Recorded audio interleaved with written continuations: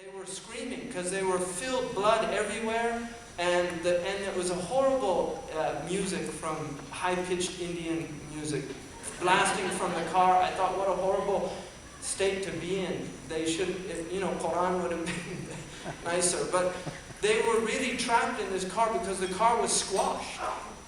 And there was a rock there, and the guy couldn't get out. And Dr. Omar said to me, Hamza, when I say pull him, pull him. And I saw him, it was a Chevy Impala. And if you know how heavy those cars are, Dr. Omar took the back of the car and said, Allahu Akbar, and he lifted the car, and I saw that with my own eyes. And I pulled that man out of that car, and he was covered in blood, and my whole robe was filled with blood. But that is the power of human beings. That is your power. You have spiritual power. That's not physical power, because he can't do that with his body.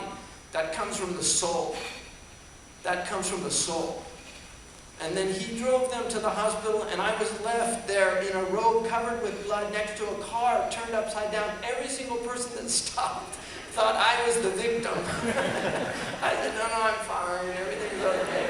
I was covered in blood, really, literally, my whole robe. And I was a nice robe, I was so upset. And we got back to Sheikh Bashir's house.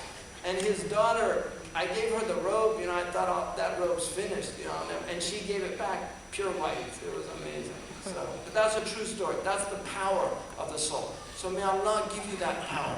Really, this is also the new year for the Muslims. We're in the new year. Really, resolve. Azima. Azima. Resolve to be different this year. All of us. We should make that resolution, inshallah, that Allah subhanahu wa ta'ala change our states. He can change our states. And we're against sectarianism, but also appreciate the sufferings of people and the perspective that they speak from, because that also is very important to understand. All right, Jazakumullah khairan. Stawda'akumullah deen.